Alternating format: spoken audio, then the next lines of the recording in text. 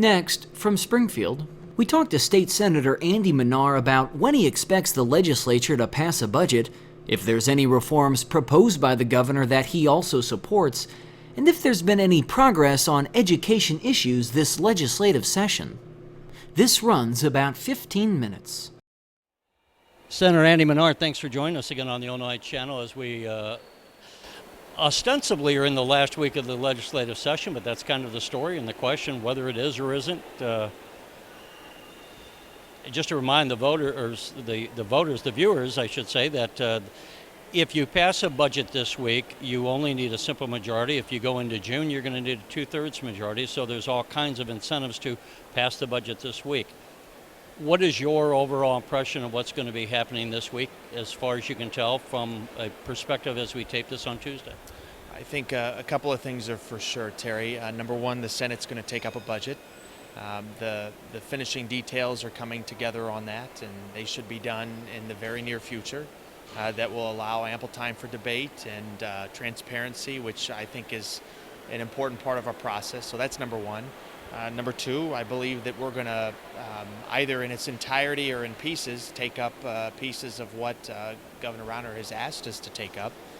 As you know, last Friday we finally got actual bills from the governor's office. So I've been saying for months now, once we get those bills in legislative form, we should give them a fair and proper hearing in the Senate. So I think that's going to happen this week. Ultimately, that presents us still with a set of challenges in coming to a conclusion on both spending and revenue for fiscal year 16. And I would venture to say today that that's not going to happen before the scheduled adjournment on May the 31st. I could be wrong. Let me clarify. When you say what won't happen before this schedule? A final agreement between the legislature and the executive branch on what level of spending we're going to have for FY16 and how do we correspondingly pay for that level of spending. Now, does that mean that we wouldn't have a budget, or that the Democrats would pass their version of a budget, so technically we have a budget, but then we're going to go back to fixing whatever needs to be fixed in June? Yeah, I wouldn't describe it as fixing. What the legislature does is we authorize spending, and the executive branch manages those things and decides, how much and in what manner spending happens over the course of a fiscal year.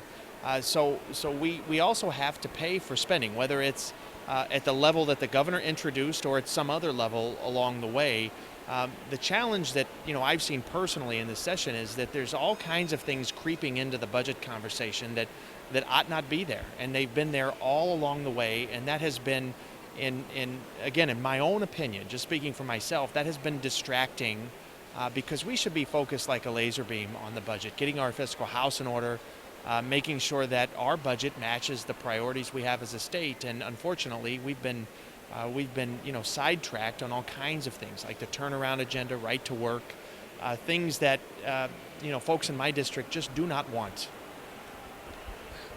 What do you say to, I hear comments from the average citizen out there, and they'll say, the state has more revenue coming in than it ever has. Why can't you guys live within your means? Well, we have. That's a good question. I mean, that's a valid question to ask. But we have obligations in the budget that continue to grow absent of change, and change requires compromise in government. For example, our pension payments and the money due in a state budget to the state's pension systems, if we're going to fund them completely, which we should, that grows over time. Programs such as Medicaid, without changes, which have been done in recent years, those things are going to continue to grow over time as utilization increases and the population ages. Those things happen over time. Take, for example, the Department of Aging, the Community Cares Program, which is a lot of money devoted for that program. Because we have an aging population, that's going to grow just by nature of who we are as a state, not because it's being misspent or because there's waste, fraud, and abuse, but because it just grows. So we have to choose to either cap those things or to reduce those things or to accept those things, all of which take compromise. And so far this session we've had a lack of compromise on all those issues. And I would remind, I think my numbers are approximately right, just to remind the viewers that I think in 2005, the pension payment was only like 5% of the operating budget, the GRF, and now it's about 25%, just to illustrate the point. So that's one area where it's just gobbling up money that could have gone to other things like transportation or education.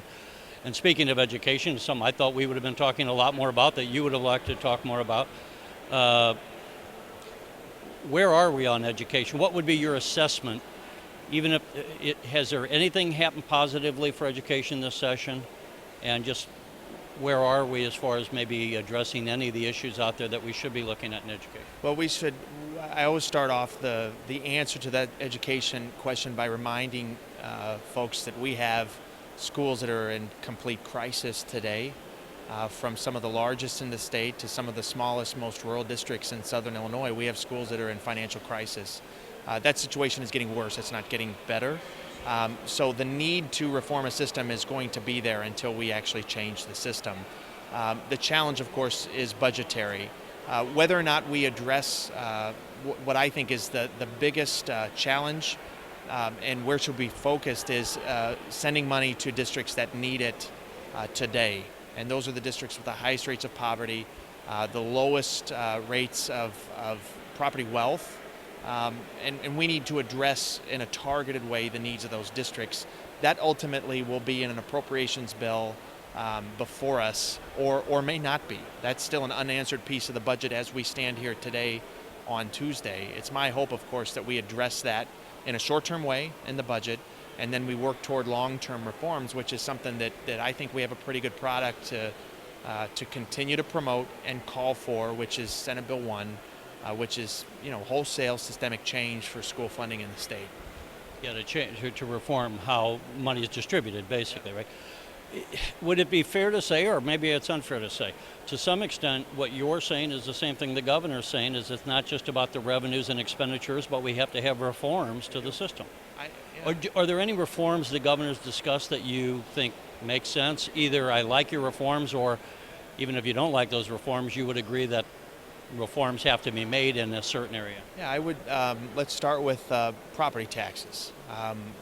We have to get our hands around this problem in the state. It's a challenge, more so in other parts of the state than the district I represent. But I believe the governor is right when he calls for a review of and a robust conversation about the level of property taxes paid in the state of Illinois. But it would be irresponsible to deal with that issue and that so-called reform piece of the reform agenda. It would be irresponsible to do that without addressing school funding, because our schools are so heavily reliant on property taxes directly for the reason associated with the fact that the state has divested from the poorest school districts in the state, which raises their property taxes and puts more burden on those local taxpayers. So the behavior that state government has shown towards schools has exacerbated the property tax problem that the governor articulates all over the state. So we can't address property taxes without addressing school funding. That would be absolutely irresponsible, and it has to be done in concert with each other. And lastly, I don't want to, I don't know if you can address this or not. Are your schools in your district, are they impacted by the Clinton plant? No. I mean, there's a number of issues I would say. Not directly. I think, indirectly, obviously, many employees live in my district in the Macon County area, in Decatur, which I represent, Decatur, Niantic, and Harristown in Macon County. But the plant itself directly is not. But obviously, employment would have a very big impact, potentially. I was going to say, what's been a little odd, and I don't know your thoughts on this legislative session, is in other sessions we had about 5 or 6 major issues, it seemed like, concealed carry, gay marriage, etc., pension reform, where we passed Tier 2. This year it seems like it's predominantly been the budget and only the budget and nothing else, or some of these issues that were a host of secondary issues, but to that end, just to catch up, Is anything, to your knowledge, going to be done relative to the nuclear power plants in Illinois? Have you heard anything? I think it's difficult to say today, despite the fact that we just have a few days of session left. I do believe there's an understanding of the impact, the potential impact. But I think you're right that, we have, in the legislature, at least in our process, we've been focused on the budget with, dozens of hearings across the state, hundreds of witnesses, hundreds of citizens exercising their rights to come and testify and tell us what they think of the state's budget today. But we've also been, again, distracted by issues over the course of the last few months, coming from Governor Rauner, things that deal with, right to work, things that deal with, repealing prevailing wage, things that are taking us away from the core issues that I think we ought to address, which is high unemployment, which still exists very much in large parts of the state of Illinois. School funding is the most fair and inequitable system in the country. The governor should be focused on that like a laser beam, and we should address our structural problems in the state budget. And that's going to call for pension reform. It's going to call for addressing those cost drivers in the system. That's what we ought to be doing. Let me make this the last one. I appreciate your time. You've been around, you're not that long in the legislature, but you've been a staff member, so you've been around the legislative process for a long time. Obviously, we have the first Republican governor in 12 years. He's really, to me, kind of a different kind of governor, just his background. How would you assess, I guess, where we are? Is this a typical Democrat versus Republican? Is it because he's new and this is his first go-around on the budget that everyone's learning how to dance together and what their working relationships are? How would you characterize this spring session?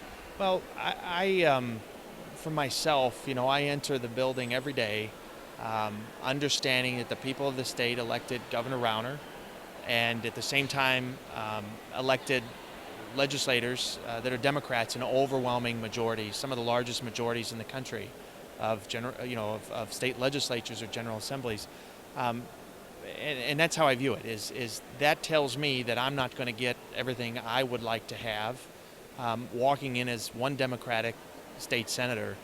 And I would like to see that be more of or a more robust part of our discourse here from all sides.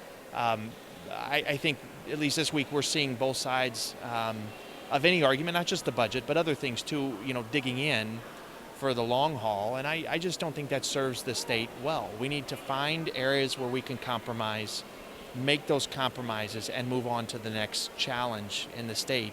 And that's what I hope is going to happen here this week before we adjourn on May 31st. Senator Andy Manar, always a pleasure. Thank you.